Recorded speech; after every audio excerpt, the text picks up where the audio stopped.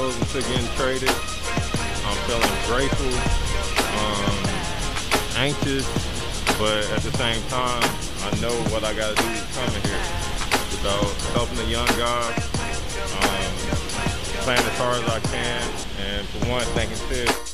And Tom Thibodeau, he loves Derrick Rose. Wherever he goes, he gets Derrick Rose on the team. It is absolutely crazy, the loyalty. He loves Derrick Rose. Stuff in UFC 1 as well. How sweet it is. Can't play coming off the bench, so Rose creating havoc. Previously helping his teammate with the dunk. Almost the perfect start, first couple of minutes for Rose. Let's take a look at Rose, usually not his forte, the three ball.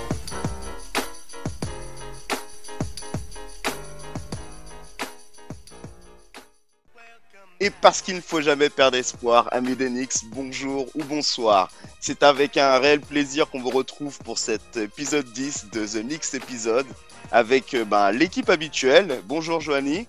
Bonjour à tous. Bonjour Julien. Salut les gars. Et en prime, nous avons un invité spécial aujourd'hui, Vincent de NBA Nation France. Vincent, bonjour à toi. Salut les gars. Bon, écoute, c'est un plaisir de te recevoir aujourd'hui, Vince. Est-ce que tu peux rapidement te présenter pour ceux qui ne te connaissent pas? C'est déjà merci de l'invitation et ça me fait très plaisir d'être avec vous parce que ça fait un moment qu'on se connaît et qu'on parle basket ensemble, mais on n'avait jamais eu l'occasion de le faire avec des gens qui écoutent. Si tant est que ce soit intéressant de nous écouter. Du coup, voilà, moi c'est Vincent, je suis membre Knicks Nation France, accessoirement. Alors ça fait rire Johanny, mais community manager seul et unique du compte NBA Nation France sur Twitter, Instagram, enfin bref, un compte fan où on garde l'actu du basket dans le large spectre du basket, on va dire. Avec un ton léger et de l'humour, bien sûr. Oh oui, jamais de prise de tête, on essaye. Parce que ce n'est qu'un jeu, il y a beaucoup de gens ce n'est qu'une passion. Qui prennent ça très très au sérieux, trop au sérieux parfois sur ces réseaux sociaux. Ça reste un jeu où on prend un ballon et on le met dans des paniers, donc il faut relativiser tout ça. Et si vous avez perdu 2000 € sur Paris en Sport, c'est pas de notre faute. Ah bah oui, on ne rembourse pas. Voilà. C'est une passion certes, mais on peut tous en rire quand même. Bon, en tout cas, je vais vous donner un petit peu là le menu du jour, du moins ce qu'on va essayer d'aborder.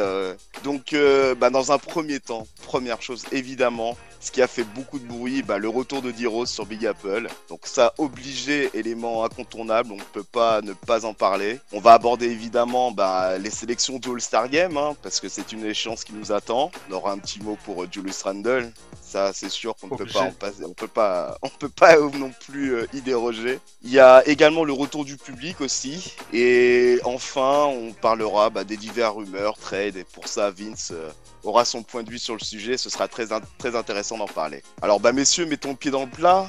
Le retour de D-Rose. Enfin, le retour avec son numéro 4. Dans un package où on a vu partir Dennis Smith Jr. et un tour de draft. Finalement, Dennis Smith, il n'aura pas joué en G-League. Il est parti barboter un peu dans les piscines à Orlando, mais finalement, il est parti tout de suite dans le Michigan pour se relancer sa carrière aux Detroit Pistons. Donc bonne chance à lui, on peut que lui souhaiter du bon, même si finalement l'aventure à New York elle a fait pchit, elle a pas réussi. C'est dommage parce que il se traîne un peu l'étiquette de la pièce maîtresse du trade de Kristaps Porzingis. Une page qui se tourne, une petite page, il n'y aura pas eu beaucoup de lignes, de chapitres Dennis Smith Jr. Voilà, on pensait avant la saison que ça allait être notre Derrick Rose du pauvre, notamment vis-à-vis de coach Thibodeau, qui aimait un peu ce profil de meneur.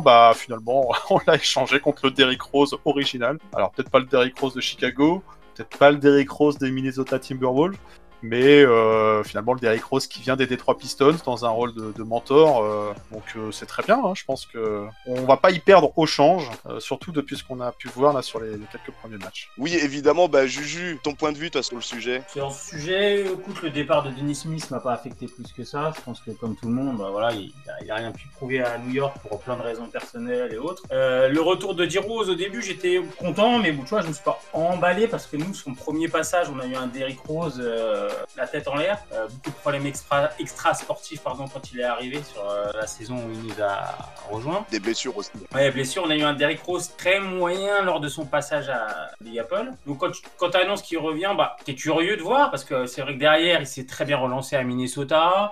À Détroit, il faisait un taf très intéressant dans son registre. Après, tu sais qui vient et qui rejoint son mentor, parce qu'il n'y a pas d'autre mot, hein, Thibodeau, parce que j'ai vu passer une stat, mais je crois qu'il a fait pratiquement les 3 quarts de sa carrière avec lui, tu vois. Ouais. Minnesota, et Chicago et maintenant New York. Donc clairement, il a déclaré qu'il avait envie de rejoindre Thibodeau dès qu'il y a eu l'offre, parce qu'il y a d'autres prétendants dont on a parlé, notamment les Lakers, je crois, ou des clubs de Los Angeles, pour récupérer D-Rose. Donc tu vois, il avait très envie de rejoindre Thibodeau. Thibodeau le connaît par cœur et sait l'utiliser comme il faut. Et sur ce qu'on a vu sur les premiers matchs, ça s'est confirmé. Je pense qu'on aura un D-Rose différent de son premier passage. Un D-Rose qui va prendre le relais avec les jeunes, notamment avec notre petit Quickley. J'avais un petit peu peur justement qu'avec Quickley, ça se marche dessus, qu'on mette Quickley de côté. C'est pas forcément le cas. Je pense que justement Quickley, c'est un peu le style D-Rose, c'est-à-dire plus scoreur que passeur, mais 2 joueurs qui ont une pace hyper rapide, 2 joueurs qui font énormément de bien. Les 2 joueurs sont utilisés ensemble sur la seconde unit, et franchement, c'est un des gros points positifs depuis que D-Rose a rejoint, c'est cette seconde unit qui peut se trouver parfois sur certains matchs, mais qui apporte vraiment énormément et qui nous fait gagner des matchs, moi je trouve, tout simplement.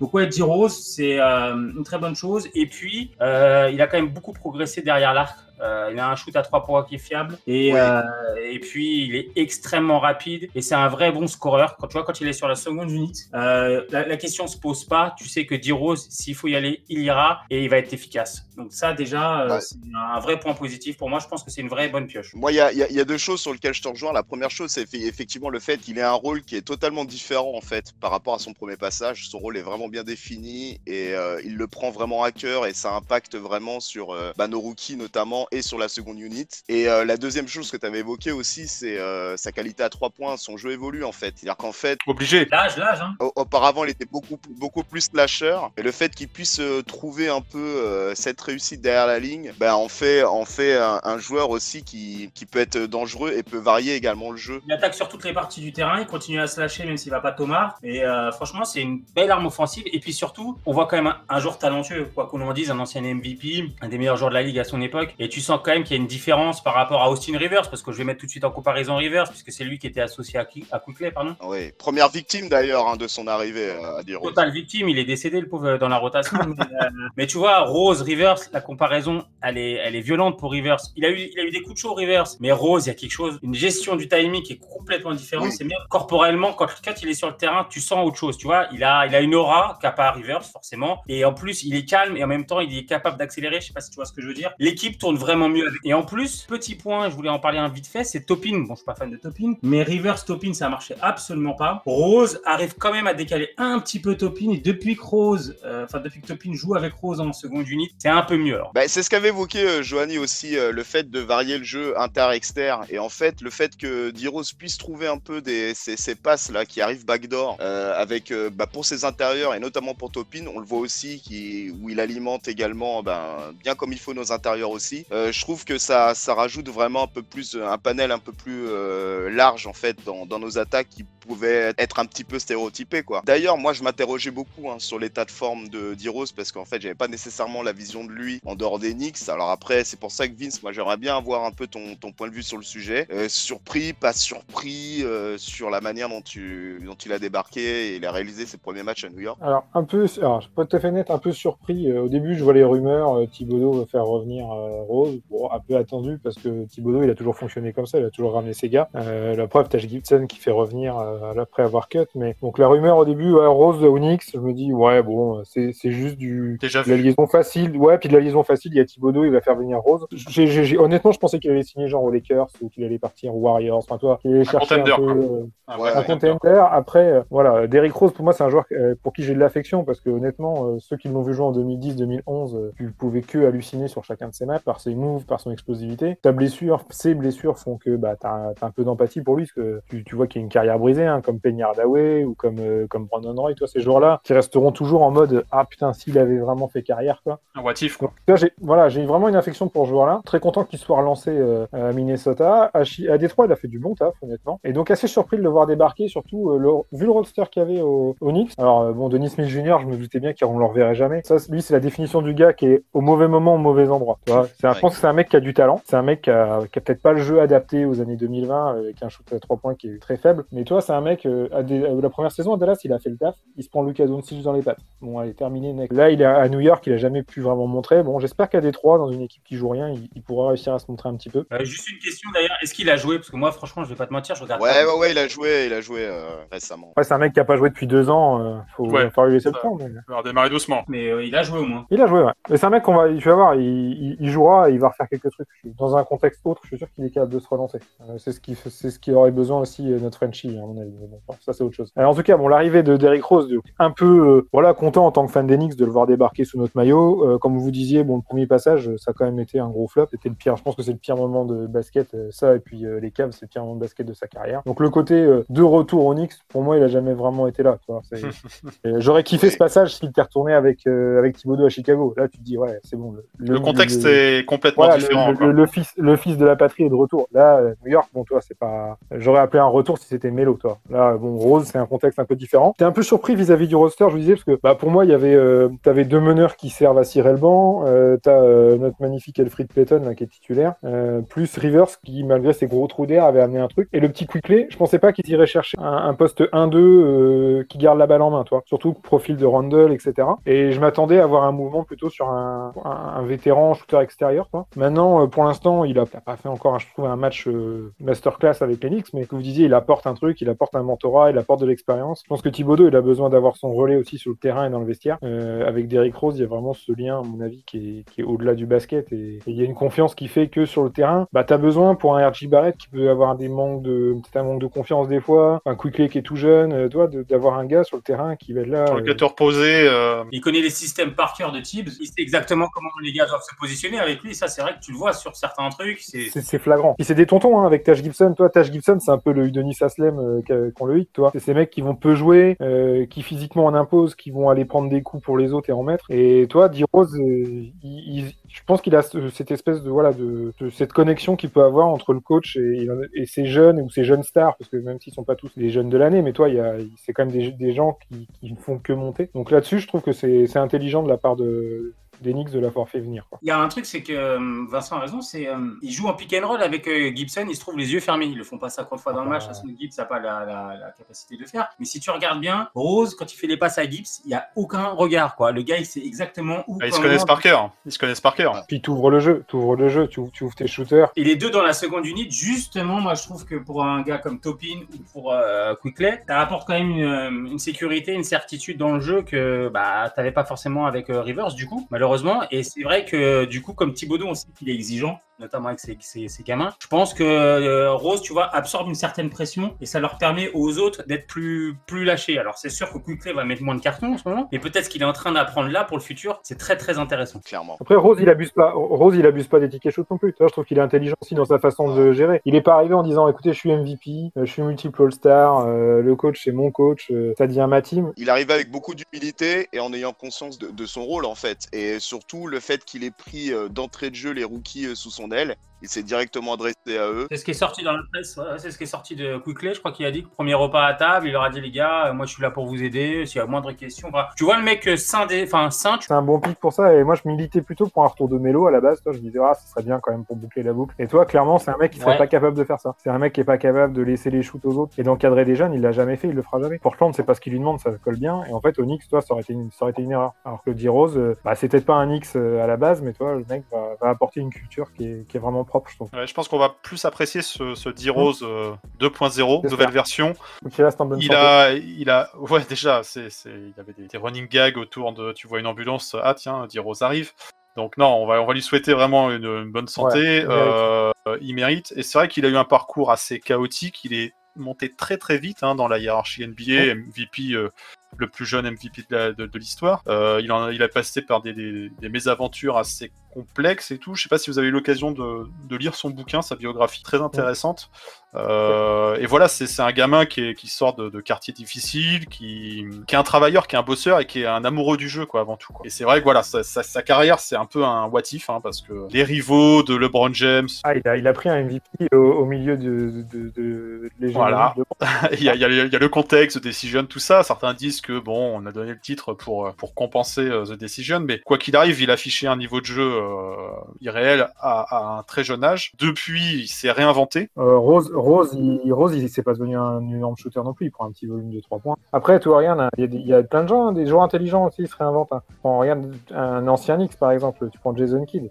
Jason Kidd, à une époque lointaine maintenant, mais la vanne, c'était quand même que Kidd, il faisait des passes D parce qu'il était incapable de mettre un panier. Quand il était à Phoenix, c'était la vanne. Il a fini en étant quasiment un expert à 3 points, alors que les 5 premières années... Bon, même les 10 premières années, même honnête, il shootait pas, et à la fin de carrière, il a plus de 40%, et dans la liste des nombres de 3 points pris et marqués, il est très très haut dans le top. Donc ça, c'est des joueurs intelligents, quoi. Rose, c'est un bonhomme qui est sympa, tu le vois, enfin, il a une bonne mentalité, ça se sent. Le body language est complètement différent. Tu le vois sourire maintenant. Oui. Donc tu sens le gars serein, épanoui et content d'être là où il est, en fait. Oui, impliqué, et on parlait tout à l'heure d'éthique de travail, mais de toute façon, continuer à jouer au niveau auquel il joue, c'est passé par énormément de boulot, énormément de sérieux. Quand t'as déjà fait de la rééduque, tu sais que te péter les 2 genoux 2 fois...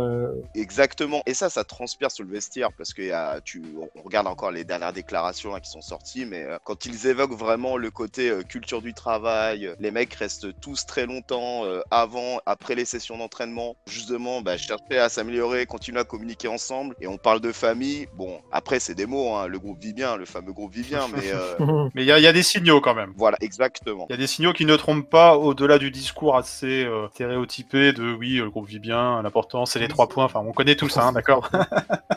Mais en fait, il y a des signes qui ne trahissent pas, et on le voit ne serait-ce que sur D-Rose. Le mec, avant de rentrer en jeu, tu vois qu'il s'étire. Tu sens que maintenant, il sait mieux écouter son corps, alors qu'au début de sa carrière, voilà, il fonçait un peu dans le tas, et ça, il a appris de ses mésaventures. Et en ça, il va aider la jeune génération, les nouveaux Knicks, les petits jeunes, les Quickley, les Topin.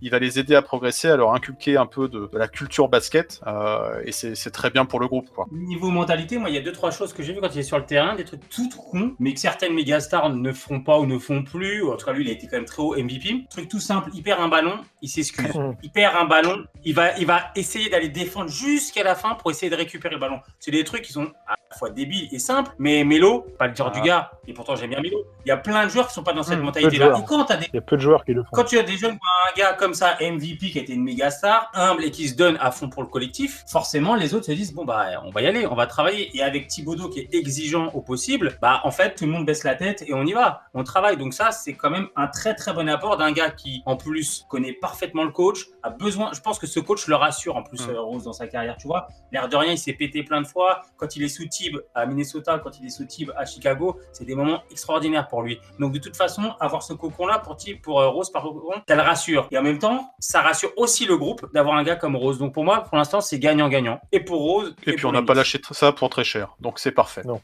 Oui. Comme quoi, le front office des Knicks prendrait des bonnes décisions. C'est fou quand même de dire des choses comme ça.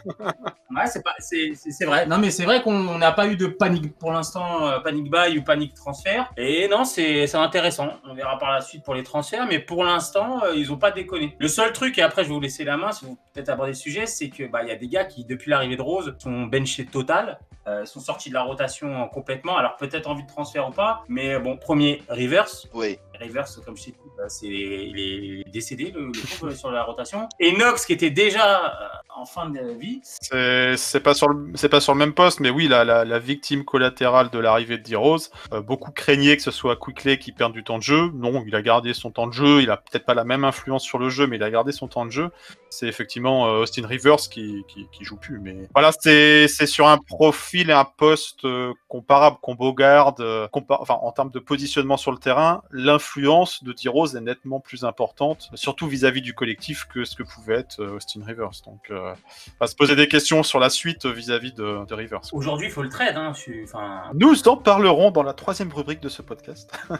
Il a rendu quelques services quand même à l'équipe. Mais en tout cas, c'est une victime. Voilà, c'est la première victime. Oui, très clairement. Et puis après, les gars, Franck Ntilikina, Vince, est-ce que tu veux en parler ou pas? Parce que le truc, c'est qu'on parlait de personnes qui avaient disparu dans le... Franck, honnêtement, on en parle parce qu'il est français. Juste sa dernière déclaration, enfin du moins la dernière déclaration de Thibodeau sur le sujet, parce que Franck a quand même réapparu médiatiquement. À l'entraînement.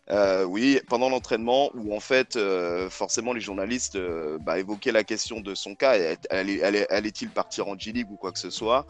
Thibodeau a quand même manifesté son soutien. Toi, sincèrement, Vince, après, on détaillera un peu plus tard, mais juste ton premier point de vue là-dessus. Franchement, j'ai de la peine pour Franck. Honnêtement, je vais pas te cacher, voilà, on le suit parce que c'est un Français, c'est un Français qui a été drafté haut dans une équipe qu'on kiffe.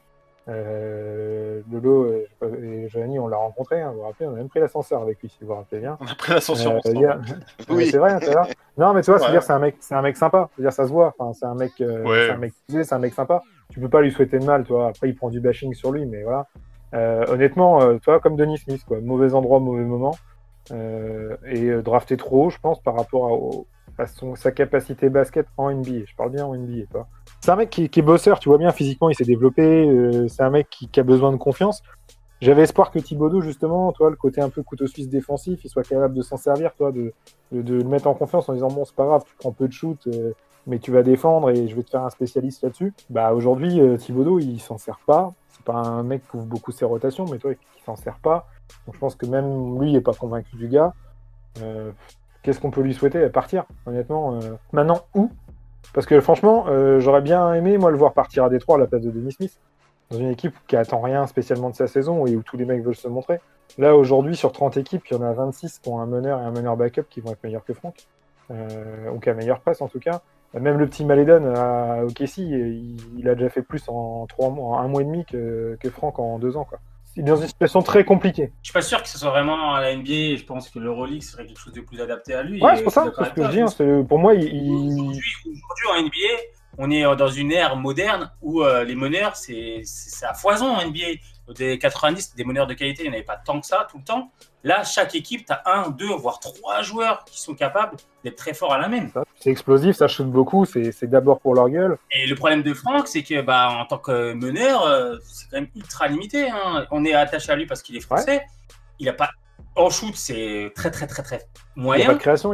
Et même à la passe, comme tu dis, Maledon a déjà prouvé plus de choses sur les quelques matchs qu'il a joué. Kalina, on peut pas en parler à Détroit. Bon, ouais, c'est ça, il n'est pas assez joué. Mais bon, après, potentiellement, sur ce qu'on avait vu en Allemagne, c'est quand même un joueur un peu plus flashy, donc plus... c'est plus un Américain, ouais, c'est ça.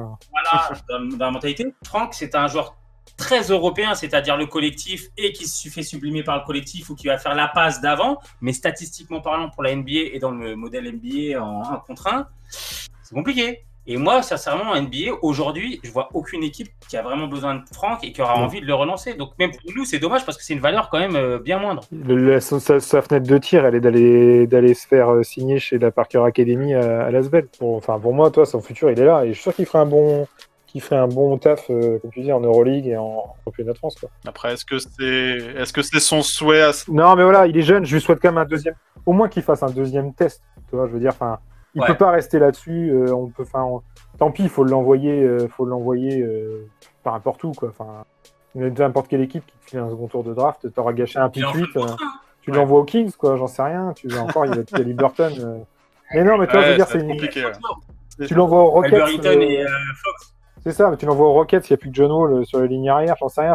Tu trouves un truc où tu mets une pipe à les Rockets, je pense que c'est pas mal. Mais le gars, il faut qu'il parte. Et en plus, c'est fin de contrat cette année. Il se montre pas. Il va être signé par personne. Là, c'est Air China. Là, c'est les Ducks de Shanghai là, qui l'attendent à ce rythme-là. Après à voir, parce que si Thibodeau le conserve et si vraiment le front office compte lui trouver une porte de sortie, ça dépend du scénario. Quoi qu'il arrive, il va falloir qu'il mette son nez à la porte à un moment ou à un autre, quoi. Donc, je pense qu'ils attendent quelque chose, peut-être un tour de draft contre ou quoi que ce soit. Je pense qu'ils espèrent voir le trade, tu vois. Il y a d'autres joueurs à trade, mais je pense qu'ils espèrent faire un package. Et je pense que Franck est dans le package. Ça sera pas la pièce maîtresse, ça sera un asset dans le lot. Et après, Et c'est peut-être pour ça que le discours de Thibodeau est non, je veux pas l'envoyer en G-League, genre il est pas si faible que ça, mais tu vois, mais il le fait pas jouer quand même. Mais tu vois, c'est pour pas le cramer encore parce que bon, faut essayer de le garder un minimum de valeur. Bon, les gars, on a spoilé la grosse partie rumeur et trade, mais revenons quand même sur un élément majeur du calendrier, parce que bah, comme vous le savez tous, l'All-Star Game va finalement avoir lieu à Atlanta, donc ça c'est une bonne nouvelle. Pour des raisons de droit télé, hein, on est d'accord, la Entre NBA c'est un business, il n'y aura pas spécialement de public, ou alors peut-être en quantité réduite. C'était à la base prévu Indianapolis, si je dis pas de bêtises. Finalement, ils vont faire ça en Géorgie, à Atlanta, sans Trae Young. Dommage pour eux. Bonne journée. Voilà, merci de nous recevoir chez vous. Ouais, bah c'est pour des considérations de droit télé. Alors, je sais plus quel est le diffuseur, c'est pas ESPN ou... TNT. TNT, c'est TNT, ouais, sur le... Ouais, c'est TNT. Les All-Star Game. Alors, au lieu de faire un week-end, ils vont tout faire sur une journée. Alors, je sais pas comment ça va se regarder, parce que déjà que c'est long d'habitude. Ouais, mais c'est pas plus mal sur une journée, parce que sur 3 jours, tu perds Tu l'intensité. dis ça, tu vas même pas regarder. Non, je vais pas regarder, c'est clair. C'est pas plus mal. Mais au moins, ils vont pas me Bon, bouffer mon week-end avec... mais en tout cas, ce qu'on peut pas reprocher à la NBA, c'est d'essayer différentes formules, différents formats quand même, pour faire perdurer un peu l'All-Star Game. Oui, Les joueurs sont même pas pour. Hein. Parce que là, c'est vu le Covid et tout, il n'y a aucun intérêt de le faire. C'est Bah, ils ont des contrats. ouais, c'est toujours un match de gala. Enfin voilà, c'est un match déjà entre guillemets. Même si l'année dernière la formule elle était un peu plus compétitive, ça ressemblait un peu plus à quelque chose. Après, moi, je suis content qu'il y ait le All-Star cette année pour une raison qu'on va évoquer tout de suite, parce que voilà, ça permet à des joueurs qui méritent d'être All-Star. Bah ça fait partie des contrats aussi, hein, des rémunérations. Il y a des choses qui sont indexées autour de ça, donc. Oui, on pourra parler de Luka Doncic aussi sur le sujet. Il y a un truc qui avait fuité aussi. Bon, bref, juste, alors, même si tout le monde a évidemment la sélection en tête, juste petit rappel quand même. Donc, dans un premier temps, les sélections se font Est et Ouest pour avoir le vivier de joueurs. Auparavant étaient sortis les titulaires, donc on a évidemment ceux qui ont le plus de votes côté Ouest, c'est LeBron James, donc rejoint par Stephen Curry, Luka Doncic, Nikola Jokic, Kawhi Leonard. Pas trop de surprises, quoi.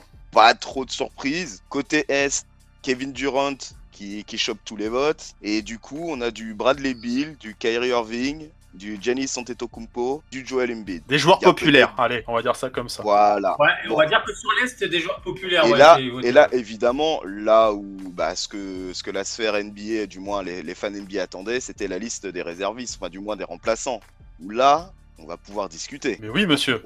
On va commencer par l'Ouest. Donc, ouais, comme ça, du coup, on évacue, nous on joue pas à l'Ouest. Oui. Hein, mais il y a Cocorico quand même. Côté Ouest, effectivement, Cocorico, Rudy Gobert, qui gratte sa sélection. Avec Deuxième, Donovan Mitchell, deux joueurs d'Utah. Parce qu'on a mérité. Vu la saison qu'ils font, oui. Très clairement. Ouais. Chris Paul. Ah, c'est le président du syndicat des joueurs. Bon. Tous les ans. Ouais, on peut le bâcher, mais le mec, depuis 2 ans, il est irréprochable. Non, clairement. Irréprochable. Et Phoenix a pris un step-up grâce à lui quand même cette année encore. Ah, ok, on l'a mis à la cave. Il arrive au Phoenix Suns, on le met à la cave. Mais en attendant, Chris Paul fait tourner ses équipes, quoi. Ouais. Et moi, je trouve que le boulot qu'il a fait au OKC est encore plus impressionnant parce que franchement, autour de lui, c'était quand même pas la folie. Et l'année dernière, ils ont fait quelque chose de ouf.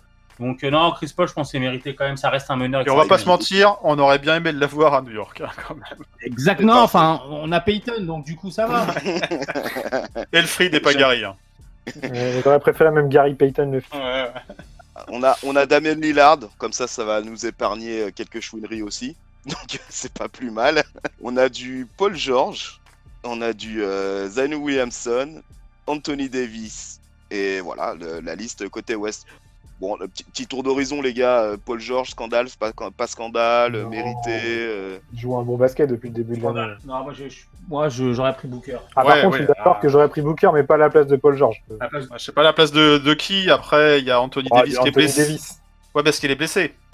Ouais, mais même, est-ce que sur l'année, je sais pas. Ouais, c'est vrai que sur l'année, il est moins dominant. Tu vois bien qu'il garde, toi, il en garde sous la pédale. Il garde des forces. Pour la suite, pour moi, toi. Zion, bon, c'est pareil, c'est fort, mais pourquoi plus lui que Ingram? Enfin, toi. Parce que c'est la hype, parce que c'est bankable, parce que c'est la nouvelle coqueluche de la ligue, quoi. Moi, je trouve que Booker, il s'est fait carotte. Ouais, effectivement, ouais. Mais bon, t'es obligé de Oui. mettre 2 mecs de Utah parce qu'ils sont premiers. Voilà, enfin, tout s'explique après. Mais... Franchement, Zion Williamson, au vu de classement et du début de saison de la Nouvelle-Orléans, bon, il n'y a que l'hype pour lui. J'aurais pas mis. Franchement, Après, Non, individuellement, il a quand même une belle ligne de stats.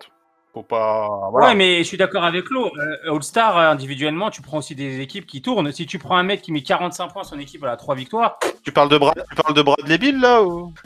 Ouais, Bradley Beal, franchement, bref, il fait une saison de dingue, mais il a mis des cartons, il a pris des défaites. Non, regarde, c'est pareil. Luka Doncic, les Mavs, pour l'instant, c'est quand même une déception. Et il est starter et même devant Lillard, tu vois. Tu fais bon. Ouais, pour moi, je pense que Lillard. Mais après, c'est le vote des fans. Donc ça, c'est encore autre chose, le vote des fans, tu vois. Mais le vote des remplaçants, je suis désolé, j'en place une petite pour mes Spurs, hein, mais les Spurs que tout le monde disait, de toute façon, c'est fini pour eux. Ils font une belle saison, ils sont 5e, ils sont devant les Nuggets, ils sont devant les Warriors, ils sont devant les Mavs. Et DeRozan, il mérite fort sa place aussi. Hein. C'est un mec pour qui c'était pas gagné, je l'aurais bien trade il y a un an. Et aujourd'hui, honnêtement... celui que ouais, tu traites c'est le maintenant, c'est la meilleur Marcus. Hein. Ouais, la Marcus, ouais, et là, le pauvre, il court comme un gros poulet. Quoi. Il en peut plus. Quoi. Voilà. Mais je crois que j'ai plus de casse que lui. Quoi. Il court Il en comme peut un gros. C'est regarde-le vraiment dur courir, de voir la regarde-le Marcus. courir, imagine-le avec une crête et des ailes, et tu vas voir. D'accord. Et Porzingis, il était pas All-Star, Ça cette année. Il joue au basket, lui? Ah, mais tu sais que juste petit. Les Mavs sont peut-être à 2 doigts de le trade. Enfin, en tout cas, on testait le marché. Visiblement, c'est une rumeur qui est sortie hier. Oui, il se renseigne sur la possibilité. On veut pas tirer sur une ambulance, mais le pauvre, quand même, c'est. Bah, bon, ambulance, compliqué. c'est le bon terme. Hein, je pense. Ah oui. Bah, 150 millions sur un mec qui s'est pété, c'est toujours dangereux. Hein. Une Gilbert Arenas, hein. Tu prends un risque, hein. Et surtout sur un mec qui n'a jamais fait une saison régulière de A à Z, en fait. Depuis qu'il est en NBA. Au final, aujourd'hui, d'avoir un Randle à la place d'un Porzingis dans l'équipe au poste 4, Bah. avec un salaire bien moindre, c'est pas mal quand même. C'est mieux. Pour une équipe de merde, Phoenix qui sait pas faire. Aujourd'hui, c'est facile de le dire, mais l'année dernière, j'avais pas eu le même discours, je pense. Par contre, avec Joe, je sais qu'on a toujours eu ce discours, on donne pas le max autant à Porzingis. On a toujours été d'accord oui, sur c'est un mais bien super joueur sûr. à potentiel, mais tu peux pas lui dire. D'ailleurs, c'est pour ça qu'il a voulu se barrer, c'est que il est venu avec son frère, il a essayé de racketter tout le monde. On lui a dit, écoute, mec, tu joues 20 matchs dans l'année, on va peut-être attendre. Et c'est pour ça qu'on lui a pas donné Bah, le il est max. allé en Ukraine, il a essayé de racketter un mec dans un bar, il est reparti avec les nez en travers. Ah, quand t'es fragile jusqu'au bout. Hein. Ah, et le mec faisait 1m65. Hein. Bon, on va pas faire du Bon, kick bashing, oui. mais parce que mine de rien, c'est quand même notre dernier All-Star avant Julius Randle, quoi. Et bah voilà, bah justement, belle transition. On va passer justement À l'Est. à l'Est avec les réservistes de l'Est. Donc on a évidemment Julius Randle. Ça fait ouais. énormément plaisir. Mais ça, on va Je peux te revenir dire que dessus j'ai tard. jamais autant retweet de trucs sur Julius Randle All-Star, quoi. Non mais moi, Au bout d'un moment. tu sais, jamais j'ai attendu comme ça entre l'annonce d'une sélection et l'annonce des réservistes. J'étais vraiment Ah, je suis en d'accord avec stress. toi. Alors là, franchement, j'étais pas bien. Mais t'imagines comme il nous a tous retourné, Randall, par rapport à l'année dernière où les Non, trois mais quarts, il chie à la pas gueule. du tout. Là, Comme quoi, une équipe de basket avec un coach, ça change plein de choses. Hein. et comme quoi les lectures peuvent être faites sur plusieurs angles, parce que moi j'ai regardé un petit peu ses stats de l'année dernière, mais le mec fait pas non plus des stats dégueulasses. Non, il y a des gros pics. Par rapport à ce qu'on le paye, il fait quand même une saison avec des stats régulières sur la saison. Je parle, hein, il fait ses stats. Donc il n'est pas non plus si Dans le dégueulasse, jeu, mais on le focalise dessus. Dans la manière. Dans la manière. Ouais, parce qu'il Les force, pertes de balles. parce qu'il veut tout centraliser Oui. et qu'autour de lui, c'est le De toute bordel. façon, 2 stats pour lui, hein, c'est les pertes de balles où vraiment là, c'est même 3 stats, je dirais. Les pertes de balles où il crante sur le sujet, les lancers francs où son pourcentage, franchement, il a fait un bond par rapport à l'année dernière, et les passes décisives. C'est vraiment là-dessus où il fait la différence. Surtout les passes décisives. Et qu'il arrête de se prendre pour un meneur, il arrête de se prendre pour Kyrie. Quoi. C'est ça le problème, c'est que quand il se met à dribbler. On va juste dérouler. Bon, on a notre barbu James Harden qui est repêché. Ouais, Mais c'est mérité quand même. Hein. Zach Lavine qui est récompensé avec Très une logique. saison des Bulls qu'on voyait aussi clairement à la cave cette année. Hein. Bon, il a réussi un petit peu à sortir la tête de l'eau. Mais bon, j'ai le sentiment que les Bulls, ça va être un peu difficile quand même pour eux cette saison. Il finira pas la saison là-bas. Moi, je pense que Zach Lavine finira pas la saison à Chicago. Nous en parlerons dans la troisième rubrique. Voilà, on en parlera. Ah, Vince, il est chaud, il veut tout spoil. Allez, Ouais, dis-moi, vas-y, Alors, à la fin de Game of Thrones, le... Effectivement, on va en reparler de Zach LaVine, évidemment. Jaylen Brown et Jason Tatum de Boston, donc 2 joueurs de Boston. Là, ça fait débat. Un scandale. Ah, voilà, je voulais remuer un peu le... Je lance le mot, c'est un scandale, monsieur. Je finis de dérouler Ben Simmons, Ouais, Philadelphie, Oui. premier à l'Est. oui, et Nikola Vucevic. Ouais, Orlando, premier. Non, rien. Ah, non. Non, grosse saison par contre. Alors, grosse saison, mais équipe en déclin. Donc, pas de joueur d'Indiana, pas de joueur de Miami, Scandale. pas de joueur de Toronto. Ouais, compliqué ça. Toronto, tu sors qui de Toronto? Parce qu'en fait, pour emmener un gars à Toronto, je ne saurais pas. Van Vliet, ça me ferait bien Non, chier tu peux quand pas. même. Tu peux Mais pas. Toronto, il n'y a pas un joueur que tu as envie d'emmener. Par contre, à des Bayo ou autres à Miami, ouais, Ouais, je suis mais d'accord avec toi. ces joueurs, payent le début de saison loupé Ah oui, de complètement. leur équipe, quoi. Donc ils ont un Et retard même à l'allumage et... Et même perso, Siakam a pas été bon. Hein. Oui, Il, oui. était- Le il a premier été mois, moyen, il a même été décevant. Ah ouais, même. non, Siakam, il a pêché. Kylori, bon, c'est. Voilà, il est pas sur la meilleure pente de sa carrière, mais c'est logique. Le gros scandale, c'est Sabonis. Je suis désolé, mais. Indiana, quatrième. Qu'il est en 20-10-5, il sort des triples-doubles, individuellement, il y a absolument rien à lui reprocher, quoi. À mon sens, moi, c'est Vucevic qui lui prend sa place par rapport à... Moi, je suis pas d'accord avec toi. Je pense que Boston doit pas envoyer de gars. Ouais, voilà, Tatum ou Brown, et je dirais même Brown parce qu'il est plus régulier, quoi. Tu vois, je sais pas. Mais Ouais, mais Tatum, c'est aussi un Mais- peu une darling de la NBA. Tatum, il a- voilà, c'est il- comme Doncic. Tu peux pas les enlever, c'est le futur, quoi. et pas tant les Brown, mais parce que je suis désolé, mais les Celtics en ce moment, par rapport, alors ils sont devant nous, mais par rapport à l'armada qu'ils ont, à Oui, ce qu'on non, attend, mais c'est pas bon. Envoyer deux joueurs à Philadelphie, je suis d'accord. 2 joueurs à Utah, je suis d'accord. De l'autre côté, c'est les leaders de conférence. Mais voilà, ça doit pas aller au-delà. Après, les Nets à 3 joueurs, c'est trop, mais c'est comme ça. Le truc, c'est que Durant titulaire, sa saison, elle est pas extraordinaire. Ouah. Il fait des bons matchs quand il est là. Non, mais quand il Là, est là, il tu est très dis fort. ça Il parce a que le- t'es un hater. Ouais, mais moi, je... Non, c'est un joueur. Non, mais Durant est le meilleur joueur certainement de l'Est, c'est pas le problème. Ce que je te dis juste, c'est qu'il a manqué beaucoup il a manqué de beaucoup de matchs. Après, un mec qui s'est fait le tendon d'Achille, qui revient et qui joue comme ça, honnêtement. Il est exceptionnel, mais je te dis juste qu'il a manqué beaucoup de matchs. Ouais, mais même Kyrie, hein. Bah, pour plus voilà, Kyrie, voilà, ouais. merci Plus Kyrie, beaucoup. ouais. Pour moi, c'est Kyrie, Kyrie Irving qui fait En tâche. plus, en mode, je suis Ouais, pas mais tu là, peux pas mettre un de la- je reviens quand j'aurai envie.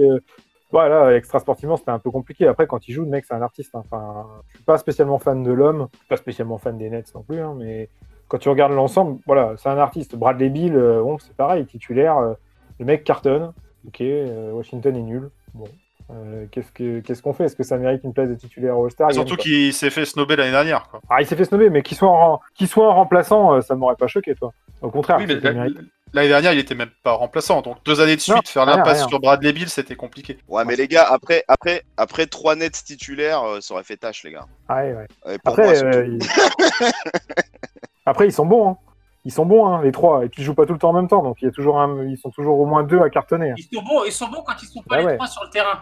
C'est paradoxal, mais quand ils sont les trois sur le terrain, c'est plus. Bah après, ils se sont renforcés depuis, je crois, en défense, mais quand ils sont les trois sur le terrain, c'est quand même plus la merde Ouais, mais que du quand coup, il y en ils sont a à deux. 2, vu qu'ils font tourner, bah, t'as toujours soit Harden et Irving qui cartonnent, soit Irving et Durant. Enfin, Harden, donc, ouais, tu non, peux mais pas c'est les clair enlever.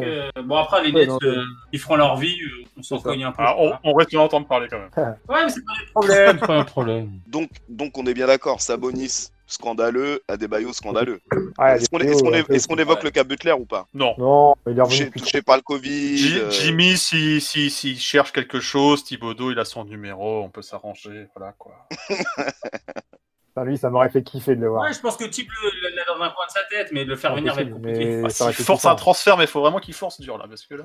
Non, il aurait fallu forcer avant départ Non, de Minnesota. C'était là.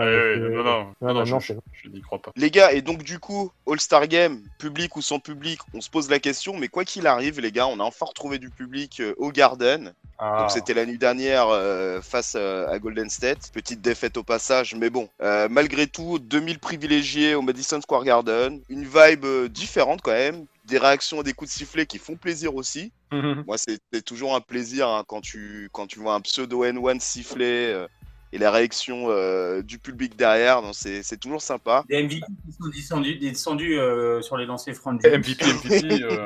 Oui, oui. Un MVP totalement mérité, bien Bah, entendu. justement, tu as ton point de vue du coup sur le sujet. Ah, Julius, il réalise une saison exceptionnelle. Moi, je vois des trucs passer. J'ai pas les réseaux comme Twitter et tout. J'ai Facebook, c'est déjà pas mal. Et Insta. J'en vois encore qui demandent son trade, j'en vois encore qui disent oui, il mérite pas. Julius, il fait une saison de mammouth.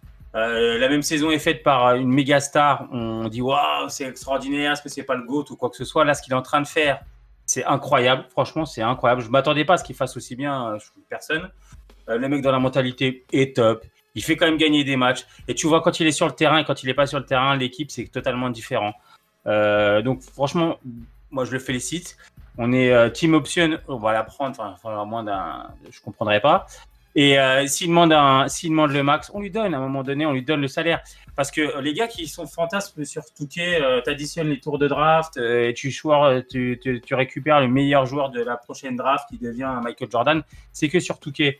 Les gars qui te disent ouais, il faut balancer Julius pour une star. Une star, ça veut dire quoi à notre époque? Une star, ça veut rien dire. Aujourd'hui, au poste 4 dans la ligue, qui éclate Julius? Il n'y en a pas 50 000 qui sont largement plus forts que lui. Donc, il y a, sur le papier, tu as Giannis et un peu Davis qui sont hors normes. C'est deux extraterrestres. Sinon, Julius, il se pose là, quoi. Il est extraordinaire dans ce qu'il fait. Il est très bon pour l'équipe. C'est une très bonne mentalité. On ne le paye pas trop cher. Il va demander son salaire. Ça sera mérité. Moi, franchement, Julius, ouais, je veux construire avec. Alors, est-ce que c'est ton franchise player sur tes 10 prochaines années? Je te dis pas forcément ça. En tout cas, tu as un mec majeur qui s'épanouit dans ton équipe, et ça, c'est bien. Qui s'épanouit à New York et dans le contexte, c'est bien. Thibodeau a l'air de kiffer le gars. Il a l'air de kiffer Thibodeau. Franchement, Julius, j'en tire mon chapeau. Et franchement, ouais, je suis devenu fan du gars sur plein de raisons. Et dernière chose, le gars, l'année dernière, tout le monde lui crache à la gueule. Il baisse la tête, on en a déjà parlé. Et cette année, il ferme des bouches. Rien que pour ça, franchement, alors, moi, je le kiffe. truc, c'est pour Vraiment. faire un peu la transition avec le All-Star Game, là, c'est aussi son attitude. Moi, là où je mettais certaines réserves, c'est que je me suis toujours dit, en fait, que Randle, en fait, c'était pas nécessairement un franchise player, quoi. C'est quelqu'un qui avait besoin d'être encadré, qui avait besoin vraiment d'avoir vraiment une star à côté de lui, ou du moins quelqu'un à un niveau un peu au-dessus. Alors, ça, Après, faut voir le parcours de Randle. Hein. Oui, après, je vais peut-être pas revenir sur ma pensée, ça a toujours traversé la tête. Mais ce que je veux dire par là, c'est que quelque part, cette saison, on a vu que dans la mentalité, la manière d'aborder les matchs, de gérer les cas chauds, certaines situations de match, il a en tout cas l'attitude d'une All-Star, quoi. Très clairement. Ouais. Et en ça, je suis vraiment très satisfait de son début de saison et surtout de sa régularité dans la performance, les gars. Parce que moi, j'ai pas en tête un match où il est totalement passé à travers, les gars. Hein. Non, il a toujours fait un minimum. Il fait toujours quasiment au minimum. Je crois qu'il doit faire 14-15 points. Il n'est pas loin des 10 passes et des 10 rebonds à chaque fois. Hein. Et surtout, et après, je laisse Joe et Vince parler parce que je peux rien parler. Surtout, quand il est sur le terrain et qu'il n'est pas là, on voit la différence. Je suis désolé. Et il te met du tir à 3 points. Il a une bonne régularité. Il te fait des passes décisives qui servent à quelque chose. Il prend des rebonds très importants. Et il a un shoot à mi-distance qui est hyper fiable. Donc, franchement, Randle, on ne l'attendait pas En à ce fait, niveau. là, tu décris un joueur de calibre All-Star, quoi. C'est ça. Tout simplement. Ouais, voilà. Régularité, il fait gagner l'équipe, il implique l'équipe, il est présent dans différents secteurs statistiques. Donc c'est ça qui fait qu'il a été retenu par les coachs pour valider le bon début de saison des Knicks. Et aujourd'hui, c'est la tête d'affiche des Knicks, même si c'est pas forcément celui sur lequel on misait au début. Plutôt du R.J. Barrett, Non. plutôt du Obi Toppin. C'est ça. Donc là se pose la question, est-ce qu'on a bien drafté ou pas? Bon, voilà, aujourd'hui, Julius Randle, c'est le leader de l'équipe, c'est un fait. Donc oui, une attitude très bonne. Je sais pas si vous avez eu l'occasion d'écouter sa participation au podcast de JJ Redick. Il revenait un peu sur son parcours, tout ça, sur le fait qu'il ait voulu venir jouer à New York. Il avait envie de venir jouer à New York, il avait envie de venir dans un gros marché, puisqu'il avait connu Los Angeles avant, il est passé par Nouvelle-Orléans. Enfin, Nouvelle-Orléans, ouais. Et donc il a eu envie de venir tenter le pari, s'exposer. Il a eu envie de ce challenge de venir jouer aux Knicks. Donc ça c'est très louable et ça donne envie de continuer l'aventure avec lui, tout à fait. Et puis ce qui est intéressant, c'est que tu parlais de l'implication là, Johnny, le fait qu'il implique ses coéquipiers. Rarement cette saison, tu verras Randle démarrer, du moins entamer son match sur un carton offensif. Il est souvent très discret en première mi-temps. Voilà, du moins en premier quart-temps, quoi. Il laisse le jeu venir à lui. Ouais. Après, il assume ses responsabilités. Quand il faut scorer, on arrive souvent à s'appuyer sur Randle. Après l'adresse, ça va, ça vient, et il y a des matchs où il a eu plus de mal à l'adresse, mais il a continué de bosser, et si ça rentre pas à 3 points, il va aller chercher ses paniers à l'intérieur, et c'est ce qui fait sa force. Voilà. Et c'est aussi une force de la nature. Le mec, il est costaud, tu le bouges pas Ah, comme il ça enfonce dans des la mecs, raquette, hein. Oh, clairement, ouais. Et puis et dans sa gestion, il est assez humble. Tu vois, c'est pas le genre à bomber le torse, montrer les muscles, fanfaronner. Et on l'a vu là, cette nuit là, lors du match qui accueillait le public, il a un peu endossé ce rôle de capitaine d'une certaine façon en prenant la parole, en remerciant les fans et tout. C'est ça. Il a été mis en avant parce qu'il est All-Star, donc tout le monde le sait, donc tout le monde le félicite, lui chante des belles chansons de MVP. N'allons pas trop vite non plus, mais clairement, il rend bien ça au public et il reste humble et donc et très souriant aussi, c'est pareil. Je parlais du body language tout à l'heure de D-Rose, où le mec il a le smile. Julius c'est pareil quoi, et c'est pas ce qu'on voyait l'année dernière. Il était dans la difficulté l'année dernière. On gagne pas tous nos matchs cette année, hein. Voilà, on lutte, on va louper certains matchs qu'on devrait prendre, d'autres où on est au contact. Bon, ça reste perfectible, mais le body language est quand même nettement mieux et tu sens que le gars il est épanoui et il rayonne sur l'équipe, quoi. Donc ça c'est parfait, quoi. Et quand il a mis son carton là de 40 points, plus de 40 points là, t'as vu à la fin l'image a tourné assez sur les réseaux quand Quickley, quand Barrett, tout le monde est venu, tu vois, tu sens quand même qu'il est apprécié dans le vestiaire. C'est un leader positif.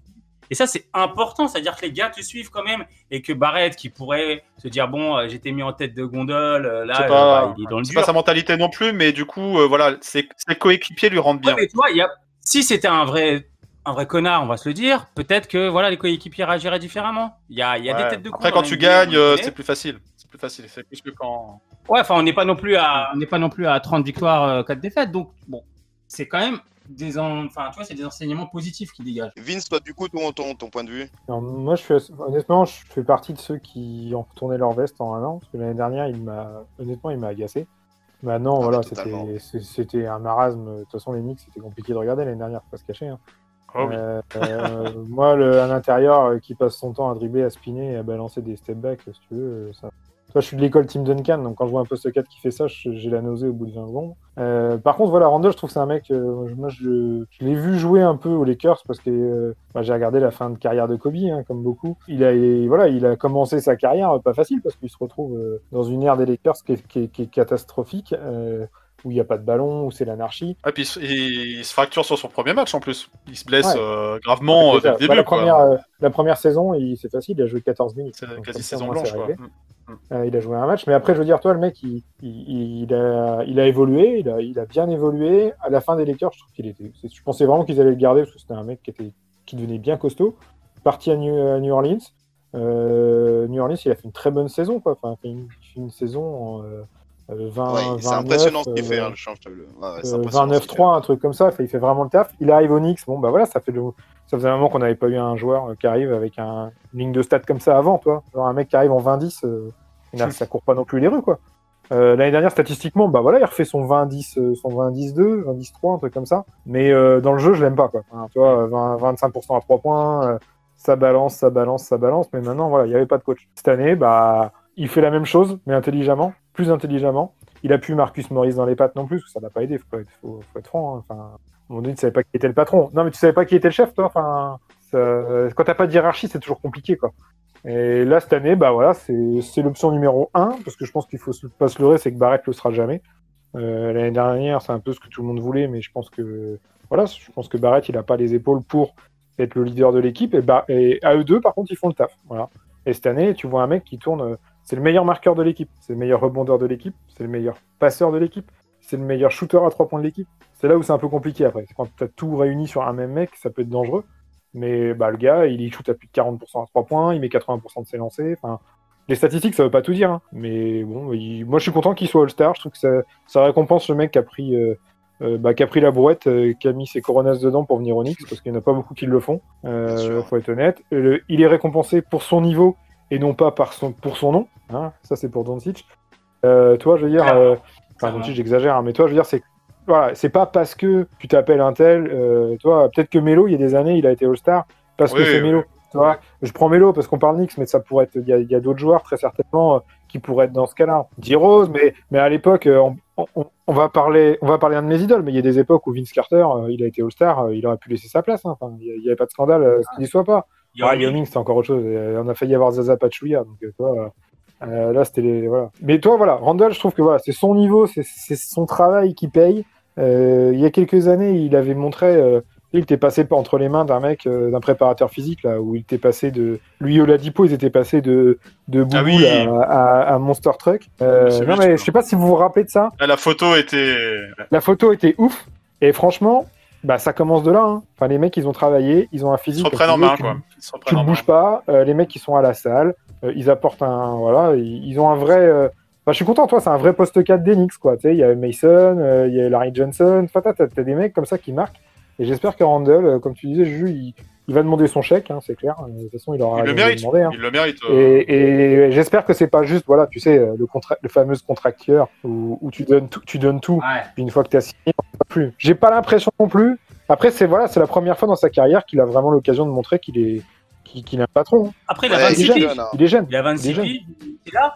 Et tu vois moi j'ai un petit côté affection pour lui parce qu'en fait il a galéré, il y a ce côté grind, tu vois, c'est-à-dire c'est un peu le côté new-yorkais qu'on aime bien, ce côté je galère, tout n'est pas simple, c'est pas grave, je sors un peu pas des bas-fonds mais si les dernières des bas-fonds, tu vois, et il monte chaque étape et on l'a vu depuis 1 an et demi du coup prendre chaque étape et là qu'il arrive au All-Star, en fait t'as une affection vraiment que tu récupères une méga star, elle est All-Star, bon il y a Durant, voilà, il revient, il est All-Star, mais c'est logique. Ouais, c'est un joueur exceptionnel, on comprend, mais lui, rien n'a été simple pour Randall. Il a pris tout ce qu'on lui a donné, mais il s'est battu pour l'avoir. Et ça, du coup, t'as une affection différente pour ce genre de gars. Un peu comme Stark, tu vois. Je compare pas le poste, je compare pas, mais Stark vient de nulle part et c'est un gars qui s'est battu pour chaque chose. Sa sélection au Star, il la mérite. Et tu auras toujours une affection particulière pour Stark. Donc, tu vois, c'est un peu cette image-là que j'ai de Randall actuellement. Et du coup, moi, j'ai envie de garder ce mec, tu vois. J'ai envie de m'attacher à ce mec et j'ai envie de garder ce mec dans l'équipe tant qu'on pourra, hein, tant qu'il aura le niveau. Hein. Le mec, c'est un gars qui vient du Texas. Et il a un gros tatouage de Notorious Big sur l'épaule, quoi.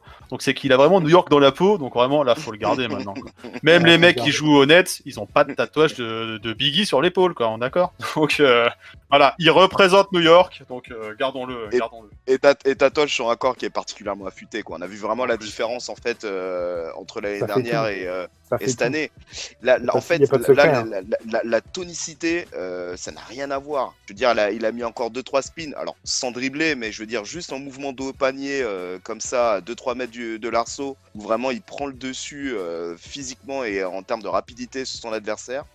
C'est la moitié du taf en NBA. Hein. C'est impressionnant. Regarde Jokic, il perd 15 kilos, il domine la ligue. Le jour où Doncic il va travailler autant que Randall, la ligue elle est finie. Hein. Mais tu vois, au rebond off, ce qui est marrant, c'est que tu le vois des fois, il y a 3 mecs sur lui, il les pousse à l'épaule, il dunk. Et ça, c'est important, tu vois, c'est-à-dire que il en impose quand même. C'est un buffle, de toute façon, Randall. C'est un but. Et ça, c'est important. Et du coup, ça rassure aussi ses coéquipiers, tu vois, il est pas frêle, il est là, il est régulier. Le fait d'être régulier, c'est très important. C'est pas un mec qui va te mettre 45 points le lendemain, un jour, 12 points le lendemain, 45. Tu vois, il a mis une fois plus de 45 cette saison, plus de 43, enfin je sais plus exactement, plus de 40 points en tout cas. Mais sinon, il est entre 25 et 30 en général dans ces eaux-là, on va dire 22 et 30. Mais c'est des points qui sont importants. Et comme tu l'as dit Lolo tout à l'heure, il les met pas en début de match, il les met dans les moments importants en plus ces points. Souvent, il les met, c'est arrivé qu'ils prennent feu en premier quart-temps, il y en a un, l'autre jour il avait 14 points. Mais sinon, en général, il monte en puissance dès qu'il est chaud.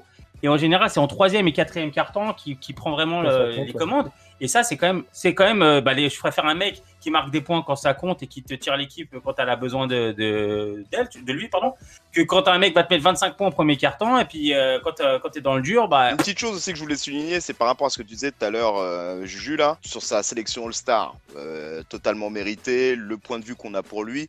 Moi, la chose que je voulais vraiment rajouter en plus de ce que tu avais dit, c'est le fait qu'il puisse avoir ce niveau-là, que l'équipe obtienne des victoires cette année versus ce qui a été réalisé l'année dernière, aussi bien individuellement que collectivement, sachant que l'équipe, la colonne vertébrale n'a pas changé. Alors il y a eu des apports comme ça au niveau des joueurs d'appoint, mais la colonne vertébrale intrinsèquement n'a pas changé par rapport à l'année dernière. Donc c'est vraiment ça mesure un peu l'impact de ce qu'il met sur la table tous les soirs en ce moment pour les Knicks, quoi. Et il se récupère Thibodeau, qui est pas le coach le plus facile, mais lui il se dit ok, ce gars va me permettre d'évoluer, d'avancer, et il a bien fait d'écouter, tu vois. C'est intéressant. C'est intéressant, surtout qu'en ce moment, et on va peut-être finir là-dessus, mais tu vois, en ce moment, qui est régulier dans l'équipe, je vous le disais tout à l'heure, Malheureusement, R.J. Barrett, c'est vraiment sur courant alternatif. Peut-être qu'un autre Ouais. podcast, on aura tendance à le développer, mais en ce moment, c'est quand même vraiment. Il a son deuxième moyen. trou d'air là. Ouais, donc il a eu un trou d'air, un bon, un trou d'air. J'espère qu'il va revenir bon. Burks en ce moment, c'est pas terrible. Bullock, c'est pas terrible. Donc tu vois, il faut quand même marquer des pions. Il y a Franck, il est régulier. 0, 0, 0. Ouais. DNP. Donc, mais tu vois, en ce moment, les deux, comme je te disais tout à l'heure, tu as Rose et Randall sur le premier et second unit. Tu sais qu'ils vont être réguliers dans leur genre. C'est important d'avoir ce mec-là, quoi. Parce que le reste, ça reste quand même sur courant très, très, très alternatif. Aujourd'hui, si on n'a pas Randall, on est quand même. Justement, parlons du reste. Parler un peu de potentiel avenir court terme, moyen terme chez les Knicks. Toujours dans la case rumeurs, trade, section qu'on aime bien alimenter. Johanny, toi qui anime un peu là, nos différents réseaux, notamment sur Twitter et Facebook. Oh, j'en vois des choses. J'en vois passer des choses des fois. Voilà. Alors, est-ce que tu peux nous faire un petit condensé de ce que tu as vu passer? Alors, on va donner des noms, hein, après, on va pouvoir réagir dessus, voir des niveaux de crédibilité. Alors, il y a pas mal de noms qui ont circulé ces derniers temps, mais voilà, ça a parlé de Bradley Beal, parce que Bradley Beal, à un moment, faisait la tronche à Washington, ça a l'air d'aller un petit peu mieux, mais des gens aimeraient le récupérer, on parle de personnes influentes qui pourraient essayer d'extirper Bradley Beal de Washington pour le faire arriver à New York. Solver le soldat Bill. Voilà. Comment ça se passe un trade pour récupérer un All-Star titulaire, meilleur marqueur de la ligue, avec les assets qu'on a à notre disposition? Moi, franchement, je ne sais pas. Il y a d'autres noms, il y a eu Victor Oladipo, parce qu'à Houston, c'est un petit peu particulier, on va dire, la situation, pour pas dire c'est le gros bordel. Après s'être débarrassé de DeMarcus Cousins, il se murmure que Oladipo ne fait pas partie du plan de la suite de cette franchise. Oladipo, Knicks, à voir. Il y a eu des noms comme JJ Redick. Alors, on n'est pas du tout dans le même registre. On est sur, pareil, une situation à la Nouvelle-Orléans qui est un peu décevante au niveau des résultats collectifs, mais en même temps, la conférence, c'est compliqué. C'est un joueur qui est assez ancien, je ne sais plus quel âge ça lui fait, 35, 36, 37. Ouais, je crois. Il est plutôt proche de la fin de sa carrière que du début.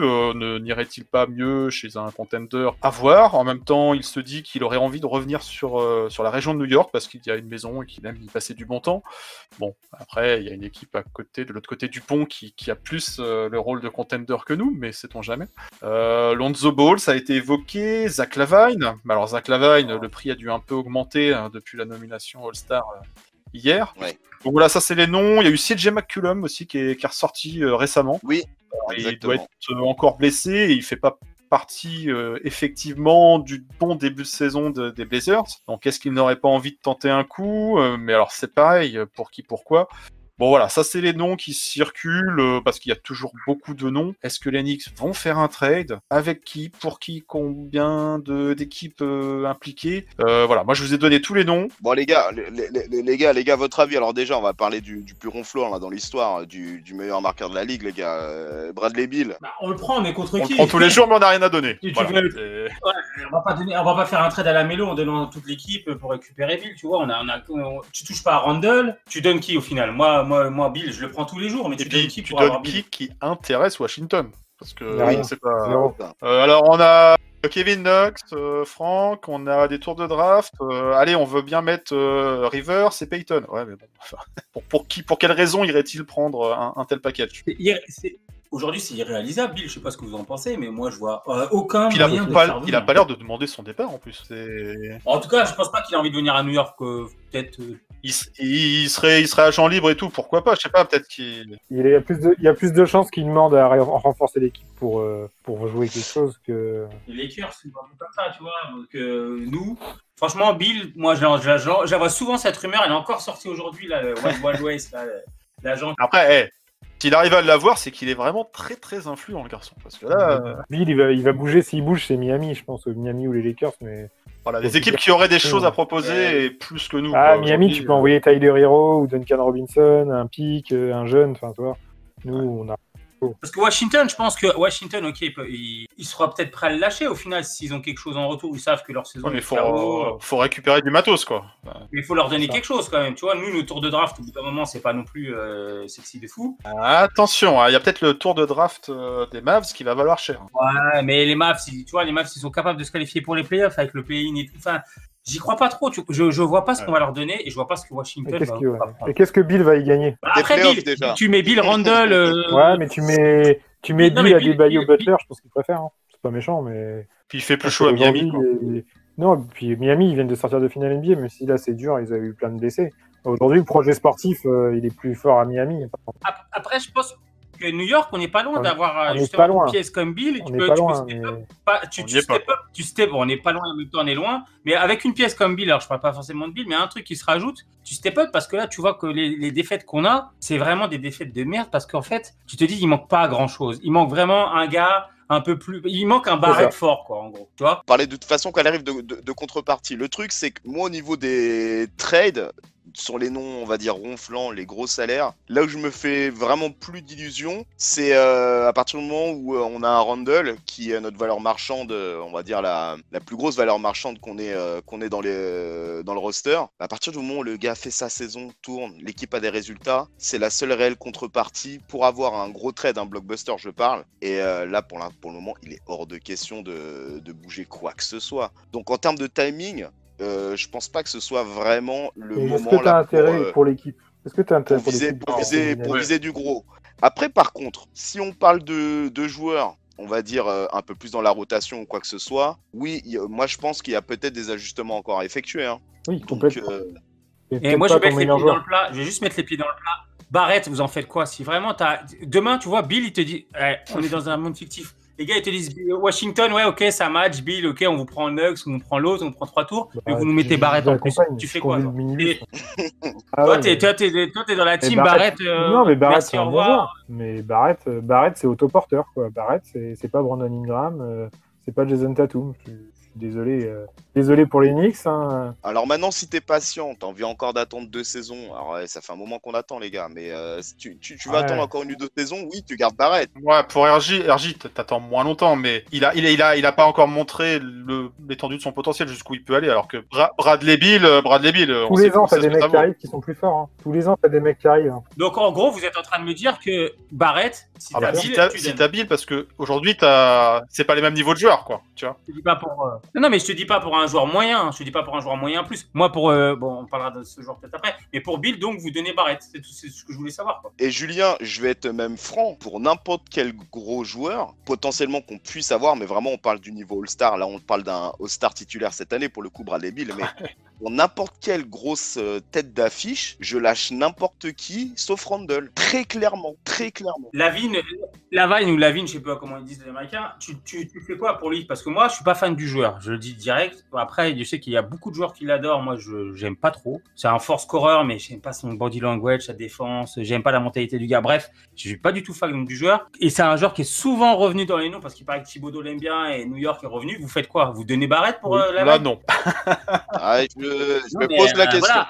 Franchement, je m'interroge. Pour moi, c'est pas le niveau. C'est pas un super cadre, Lavigne. Autant Bradley Beal, voilà, on a du recul. Alors après, même si ça galère à Washington, moi, Zach LaVine, ok, ça stat, très bien. Mais on va dire aujourd'hui, c'est lui le franchise player, c'est le meilleur joueur de Chicago, aujourd'hui en l'état. Oui. Après, à voir s'il y a des Patrick Williams ou qui se développent, mais bon, on n'en est pas encore là. Personne développe à côté de Zach LaVine, souci. C'est ça, ouais, c'est ça. En fait, c'est qu'un joueur qui fait des stats, mais qui n'a pas réussi à faire gagner son équipe. Markkanen, c'est un joueur exceptionnel. Et Zach LaVine l'a éteint. Markkanen, tu joues plus sur un poste 4. Oui, mais ce que je veux dire, c'est que t'as un très fort potentiel à côté de Zach LaVine.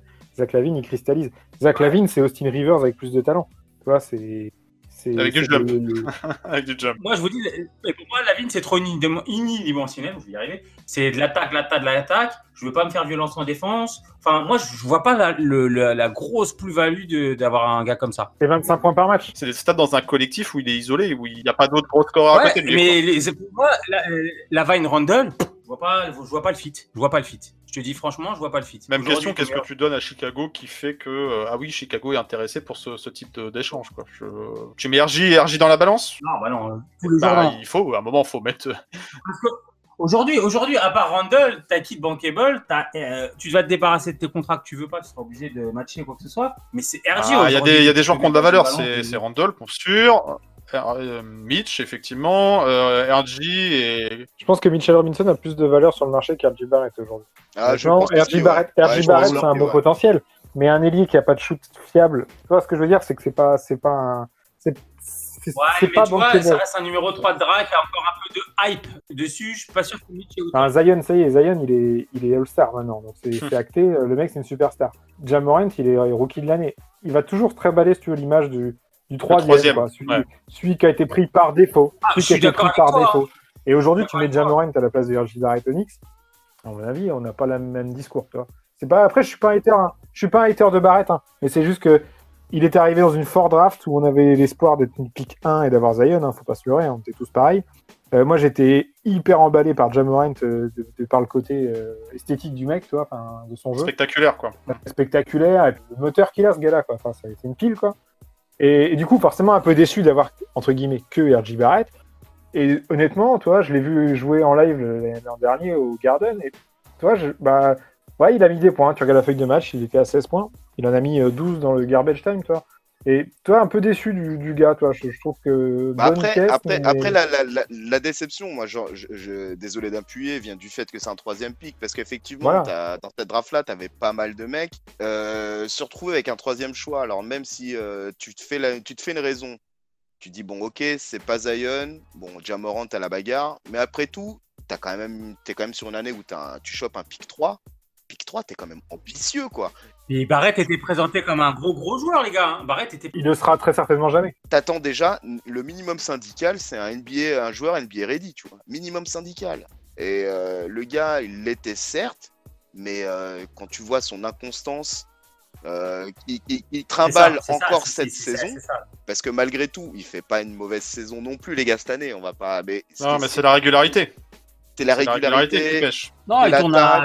Il y a 16 points. Ouais, 16 points, mais t'attends un 20-7-5 tous les soirs avec 40% à 3 points. Oui, et puis c'est surtout que les défaites, moi, c'est surtout que les défaites qu'on se mange, souvent, c'est pour sa gueule, parce que Randle est tout seul, quoi. Encore hier contre Golden State, je suis désolé, mais c'est tout frais. RJ, il m'a saoulé de ouf. Il y avait pas que lui qui était vraiment pas dedans. Mais, non, mais Burks, non, mais attends, mais j'attends pas le même rôle de Alec Burks et de Reggie Bullock que RJ par rapport Barrett, à tes entendus, ouais, d'accord.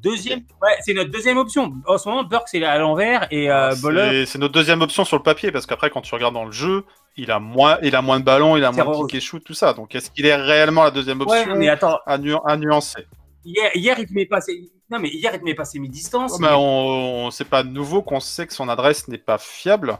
C'est plus sur le drive qu'il appuie ses qualités. Et ses décisions, je veux dire, ces décisions, des fois, en attaque, elles sont catastrophiques. À vouloir forcer sur des drives, sur des Eurostep totalement cramés.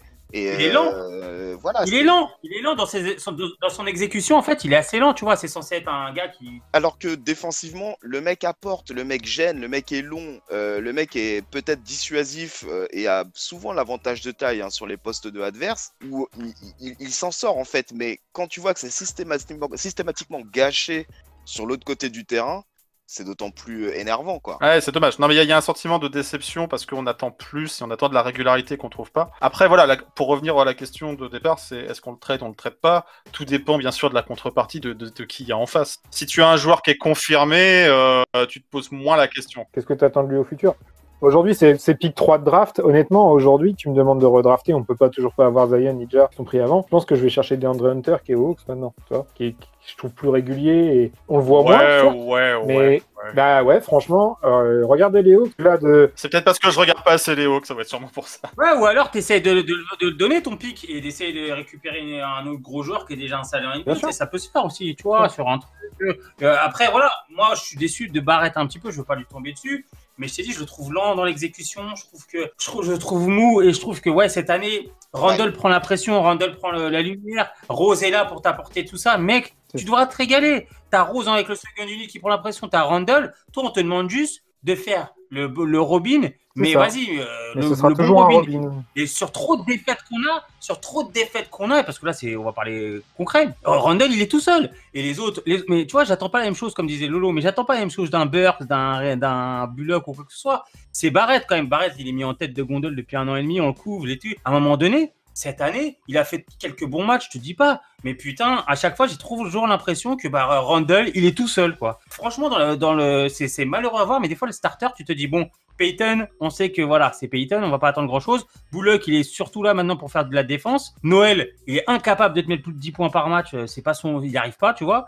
Et donc, t'as Barrett qui est là pour aider Randall. Bah, mon gars, Randall, il est tout seul quand c'est le premier start, quand c'est le 5 majeur. Et c'est horrible de se dire ça. À chaque fois qu'RJ joue, c'est la pièce en l'air. Est-ce que ce soir, il va être bon? Ou est-ce que pendant 3 soirs, il va être très très moyen et on va perdre le match parce qu'il va nous manquer À tel point 10 points, que sur Instagram, moi je commence aussi à avoir des gars qui sont en train de pinguer Nix Nation France sur le sujet de Barrett, quoi. Est-ce que pour équilibrer de temps en temps, ne serait-ce que sur 1-2 matchs, peut-être le sortir du 5 ou pas? Il y en a beaucoup qui commencent à se poser sérieusement. Alors, les rotations de type sont installées. Hein. Faut pas, voilà, ça va être.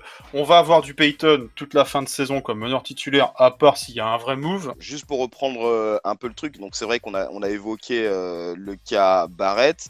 Moi par contre c'est de se dire, donc par rapport à des McCollum, à des Reddick, à des Lonzo Ball. Ouais, honnêtement, j'ai un avis partagé sur les rumeurs là. Hormis de faire travailler des graphistes avec des photos des avec un milieu des Knicks, mais toi, je vois pas l'intérêt des Knicks en fait de faire un trade là maintenant, un espèce de panic move. Voilà, t'es là pour l'instant, t'es playoffable, tu continues. Hormis si un mec vient taper à ta porte pour dire les gars, on voudrait RJ Barrett et on vous donne Bradley Beal, comme on disait. Et ça n'existe pas, quoi. Il y a que dans Touquet. Je vois pas trop pourquoi aller casser ça. Bon, t'as ta structure d'équipe. Bon, effectivement, t'as des vieux qui te servent pas forcément ou des jeunes qui te servent pas forcément. Tu peux dégager Rivers, Nidikina, Kevin Knox, voilà. Pourquoi pas, ça, même Reggie Bullock, pourquoi pas, tu peux faire de la place. Pour récupérer quoi et qu'est-ce qui te manque? Aujourd'hui, il te manque un vrai meneur, mais je vois pas qui on va aller chercher en vrai meneur. Il fallait aller chercher Chris Paul il y a 1 an, mais en plus Chris Paul c'est un ancien joueur de Leon Rose, hein. Enfin, c'était son staff. Là il y avait un intérêt, toi. Aujourd'hui, toi je regarde vite fait, c'est la liste des anciens clients de Leon Rose. Parce que ça reste quand même Elle est longue.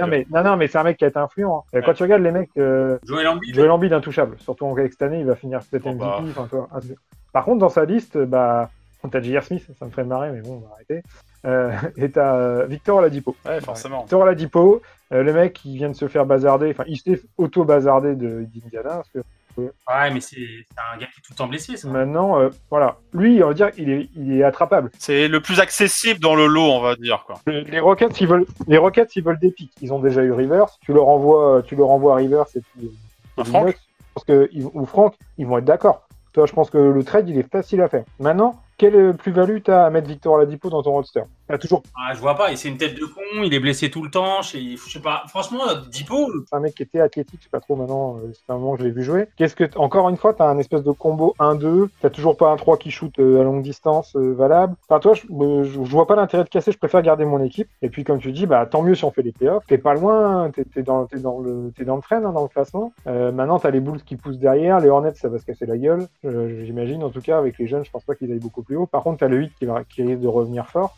Puis le reste, ça reviendra pas. Enfin, Pistons, Cavs, Wizards. Ouais. Après le phénomène au Stargame, t'as toujours des équipes qui sont en pleine bourre. Attention Hawks, toi, ils ont deux matchs d'écart avec les Knicks. Ils peuvent revenir, toi. Rondo va revenir. Oh. Rien n'est fait. Moi, 2 choses. Première chose, effectivement, on a quand même des résultats et une tendance qui nous permet de gagner du temps sur la manière dont notre GM veut construire la franchise. Ça accrédite également l'apport de Tom Thibodeau. Et je pense qu'en cela, déjà, effectivement, il n'y a pas lieu de paniquer. Ça, c'est la première chose. La deuxième chose, c'est aussi, on va certainement perdre peut-être 1 ou 2 matchs, mais les gars, on l'a pas évoqué une seule fois. Pas une seule fois, c'est l'absence de Mitch. Ouais. On l'a pas évoqué une seule fois, les gars. Parce qu'elle est plus ou moins compensée en ce moment avec Nerlens Noel. Je dis plus ou moins parce que autant en défense, oui, il fait le taf. Par contre, en attaque, il a pas les mêmes mains, il a pas la même finition. On a pu le voir contre les Warriors. Ça loupe beaucoup de ballons sous le panier. C'est dommage avec Noël. Même si Taj fait le taf en seconde unité. Il dépanne, mais il va pas dépanner toute la saison. Alors oui, Mitch, il s'est fracturé la main. C'est quoi, c'est 4 à 6 semaines. Donc forcément, le break du All-Star Game, ça va compter là-dedans. Donc c'est tant mieux. Il a l'air de continuer de s'entraîner quand même, donc ça montre qu'il n'est pas coupé du groupe et qu'il va maintenir une forme physique. Ok, il est bloqué de la main, mais de toute façon, c'est pas le nombre de shoots qu'il prenait qui vont vraiment le freiner. Donc, qui garde la forme pour revenir. C'est une arme dissuasive, c'est de la finition au cercle. Quand il sera de retour, ça pourra que aller mieux. Ça manque, c'est le parfait complément de Randle. Enfin, je veux dire, dans le jeu, c'est gnangnan. Clairement, pour moi, le seul move qui serait, on va dire, comment dire, logique et qui pourrait vraiment essayer de dire, voilà, là, on veut faire les playoffs et on bazarde pas notre futur, mais on essaie de faire les playoffs. Et il y a un mec qui va se faire couper dans pas longtemps, à mon avis, c'est le gros Dédé Drummond. C'est un New-Yorkais, il va se retrouver, lui, il va signer où il veut. De toute façon, il va avoir pris son contrat. Est-ce que ce gars-là, ça vaut pas le coup d'aller lui dire, mec, on n'a pas de pivot, viens avec Randle, vous allez cartonner, tu vas faire du 15-15 tous les soirs. Et ce qu'il va faire, hein, dans n'importe où il jouera, il fera du 15-15, ce gars-là. Et est-ce que lui, ça peut pas être vraiment, toi, ça peut être un pari sur la fin de saison, mais... Et puis on te met un gros contrat l'année prochaine si ça marche. Tu peux lui faire miroiter ça. Toi, là, ça serait un move... Un pari me choquerait pas, d'autant plus que s'il est cuté et que nous, si on a le cap space nécessaire, mais ça il est se tente, honnête, tu vas voir. Ce sera le genre de mec... Là, j'ai l'impression qu'il y a quand même quelque chose qui se trame pour bencher autant Rivers, les autres et tout. Bon, ouais, Thibodeau, il a pas pris, hein, lui. Il t'aime pas et tu joues pas. Hein. Et puis, c'est pas genre à ouvrir sa rotation régulièrement, enfin, voire jamais. Déjà, on joue à 10 joueurs, on va pas se... Déjà, sur le trade de D-Rose, à un moment, Détroit voulait Kevin Knox. Et ils ont dit non. Donc, il y a un peu le côté, on garde cet asset-là pour quelque chose plus tard. Moi, j'ai quand même le sentiment qu'au vu des rumeurs qui sortent, on essaie de se faire un petit trade. Il y a quand même des rumeurs qui sont lancées par New York, la presse new-yorkaise, comme quoi Thibodeau veut augmenter son équipe. Aujourd'hui, tu as besoin d'un intérieur supplémentaire pour ta rotation, intérieur défensif, parce que c'est pas tout qui va te l'apporter, et tu as besoin d'un shooter fiable. Les shooters fiables, ça court pas les rues, honnêtement, parce que tu vois les mecs, ils se font... Les mecs qui a plus de 40% à 3 points aujourd'hui, ils se font c'est en ça ou un JJ Redick, même si c'est pas le... Ouais, mais Redick, il est trop petit. Et puis c'est une porte de salon, tu peux pas le faire défendre. Hein. C'est pas le plus sexy dans le lot. Redick, il a qu'un seul move, sortie de pique, je prends le shoot à 3 points. On joue pas du tout dans cette façon-là, donc je vois pas trop l'intérêt d'un Redick. Faut trouver un Alec Burks un peu plus fort. Et Alec Burks, on n'en parle pas non plus, mais honnêtement, c'est bon. Le problème, c'est que, c'est bon. Mais depuis qu'il s'est blessé, il a quand même du mal à retrouver son rythme. Là, je suis d'accord. Mais sinon, je veux dire, c'est une bonne pioche, ce gars-là, quoi. Je veux dire, il prend pas cher. Ouais, bien sûr.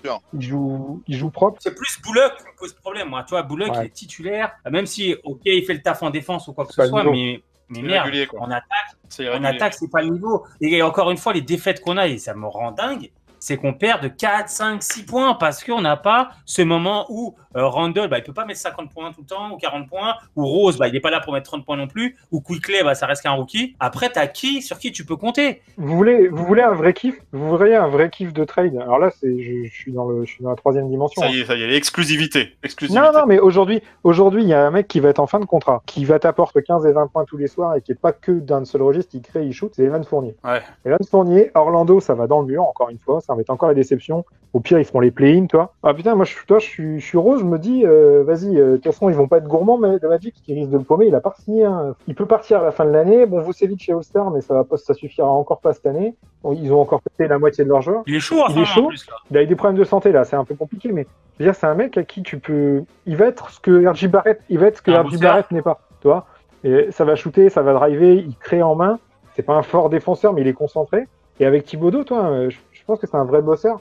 Moi, je serais pas honnêtement, aujourd'hui, j'aurais un vrai kiff de voir balancer Frank Knox et puis un pic futur un peu lointain pour récupérer Fournier en fin de saison. Non, c'est clairement. En plus, il avait évoqué à un moment, pourquoi pas jouer à New York, quoi, tu vois. Mais non, mais c'est soit lui, soit après, dans l'autre extrême, tu vas chercher genre un mec comme Harrison Barnes qui va être dispo, qui est vétéran, qui va t'amener de la défense, qui va t'amener du shoot et qui est aux Kings de toute façon. Ils sont pas très gourmands, je veux dire. C'est des mecs comme ça, je pense qu'il faut aller taper. Tu vois, c'est des mecs, déjà, la maturité. Pour essayer de conclure un petit peu cette page sur les trades, on voit beaucoup de noms ronflants, de noms bling-bling. Aujourd'hui, les Knicks ne sont pas arrivés à un stade où n'ont pas les assets pour les attirer. C'est des Bradley Beal, c'est Oladipo à voir. Mais voilà, on n'est pas à ce stade-là. Qui peuvent attirer de par leur nom et de par leur roster. T'enlèves les deux équipes de LA, t'enlèves les Nets et Miami. Pour moi, autour de ça, On est d'accord. Même Utah. Non, mais Utah, ils sont premiers. Ils sont Les premiers. Warriors Ligue. peut-être. Tu remets Les les Warriors Warriors, dans le peut-être. lot avec des Wiggins. Ils ont quelques assets. Ils ont voilà. Ils ont des assets, mais je veux dire, il n'y a pas des mecs qui vont se prostituer pour aller jouer là-bas, tu vois. Le Jazz, ça a beau être fort, personne va dire « Ah les gars, je veux absolument être trade, faut m'envoyer dans l'Utah. » Ça n'existe pas, ça. Tu vois, On est d'accord. Non, mais toi, même Portland, toi. Pourtant, c'est des équipes compétitives depuis quelques années déjà. Ouais, mais les joueurs se bousculent pas pour aller. New York, on a le nom de la ville, on s'appellerait les Saint-Louis Knicks, c'est même pas la peine. Je veux dire, on Non, en puis, parlerait pas. chose qui change quand même, c'est que cette année, ils montrent un bien meilleur visage. Donc, ça redonne de la crédibilité, ça redonne de l'envie d'aller rejoindre le projet. Et tu montres que, tiens, Julius Randle, il peut devenir All-Star en sortant des Knicks. Donc, il se passe quelque chose, ça retravaille dans le bon sens. Tu sens de la sérénité aussi qui se dégage dans les prises de décision, dans la gestion du roster, dans la manière dont l'équipe arrive, malgré avoir des résultats assez réguliers. On s'est pas mangé de grosses séries de défaites d'affilée quand même. Il y a toujours une réaction à un moment ou à un autre. Puis on s'est pas fait éclater non plus sur des gros matchs. On n'a pas pris des 30 points à chaque fois en disant ouais, bon, les Knicks, il y a quelqu'un, je crois que c'est, je sais plus, c'est les Warriors ou quoi, qu'on dit les Knicks sont toujours changés à jouer. Personne n'a envie de jouer contre les Knicks en ce moment. Tu vois, ça veut dire que tu sais que ils vont te faire chier pendant tout 4 quarts temps. Donc tu vas pas, c'est pas un match où tu vas aller tranquille. C'est un match de saison régulière, mais quand même ça va donner. On n'est pas loin de rajouter juste une petite pièce, un mec qui peut te faire step up, et ça, il y a peut-être des joueurs qui le projet devient intéressant. Oui, alors juste, on va se projeter maintenant, parce qu'on arrive vers la fin de ce podcast. Donc les Knicks, c'est 7ème à l'Est, c'est 15 victoires, 17 défaites à l'heure où on se parle. On est dans le bon wagon, on est dans on va dire dans le ventre mou, mais ventre mou haut. Au calendrier, on a un calendrier quand même qui est un peu plus clément. Là, avant le All-Star Break, il nous reste les Kings, les Pacers, Pistons, les Spurs qui a été déplacé, et une nouvelle fois les Pistons.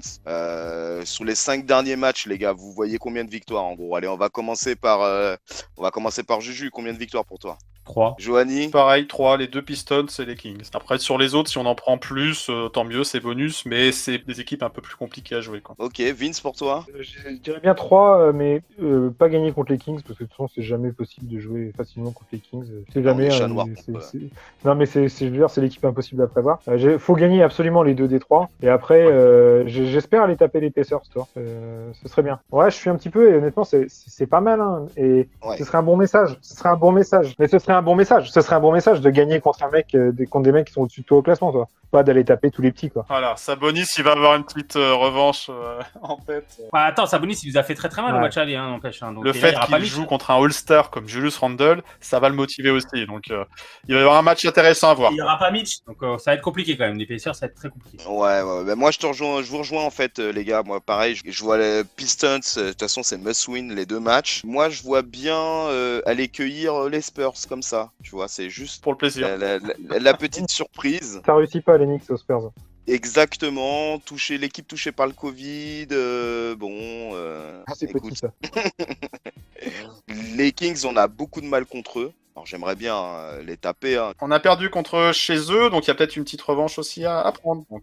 Indiana, adversaire direct, on les a déjà tapés une fois, ils vont avoir à cœur de nous renvoyer l'appareil. Et on n'a pas Mitch à l'intérieur, ça va être clairement. Donc c'est pour ça, moi je vois le petit upset face aux Spurs. Ça ferait 3 victoires, 2 défaites, ce serait la même dynamique qu'on a depuis notre série de 5 derniers matchs. Ça nous donnerait pas nécessairement un bilan à l'équilibre, mais ça nous confirme, on se rattachera toutefois être dans le bon wagon, à savoir 7ème ou 8ème place. Et moi je vois bien l'histoire comme ça, les gars. Allez, adjugé vendu, on signe. Ça marche. Alors messieurs, dernier tour de table. Alors Vince, est-ce que tu as peut-être un dernier mot à nous faire partager? Une dédicace, un big up. Une dédicace. Non, je suis satisfait, franchement, en tant que fan des Knicks, ça fait plaisir de voir une saison où on n'est plus la risée de tout le monde, mais c'est surtout qu'il y a des bons choix, il y a une construction qui a l'air de se faire comme il faut. Enfin, on se tourne vers l'avenir sereinement, et c'est pour ça que j'espérais, ce que je disais tout à l'heure, pas faire un panic move à balancer n'importe qui et n'importe quoi pour récupérer un joueur soit à moitié cramé, soit individualiste. J'espère qu'on développe bien et qu'on donne envie, comme pouvaient être les Pacers, ou les équipes qui sont là historiquement et qui vont rester là, et qu'on puisse développer nos jeunes, récupérer éventuellement un ou 2 mecs intéressants à venir jouer chez nous. Et toi, j'ai hâte de voir la fin de saison des Knicks. Quoi. J'ai hâte d'être dans 2 mois, voir où on se... Ça marche. Juju, pour toi, dernier petit mot. Ouais, très content de la sélection All-Star de Julius. Et puis, moi, je commence à être un petit peu gourmand. Je prends du plaisir à voir notre équipe jouer. Et je suis gourmand au point où j'aimerais qu'on soit 6e. Voilà, j'ai pas des exigences de fou, mais 7e, comme je vous l'ai dit tout à l'heure. 7e, t'es dans le play-in. Dans le play-in, ça ferait chier de te faire taper, de pas faire les playoffs. Alors que 6e, tu fais les playoffs cette année. Je trouve que ça serait un beau message pour tout le monde et une belle récompense. Ça marche. Joanie? Bah moi, play-in, play-off, je prends. Quoi qu'il arrive, c'était un peu l'objectif que j'avais en tête, moi, pour les Knicks cette saison, c'était revenir sérieux, regagner de la crédibilité, être patient encore, parce que patienter, c'est pas que dire on développe des jeunes, c'est aussi travailler et se baser sur les joueurs qu'on a. On dit des fois, tu n'as pas ce que tu aimes, aime ce que tu as. Et ben aujourd'hui, moi, l'effectif, il est peut-être pas parfait, il est peut-être un peu bancal sur certains postes, mais il n'y a pas besoin de faire un move, pour avoir un nom. Continuons de travailler avec ceux qui sont en place et on verra jusqu'où on arrive.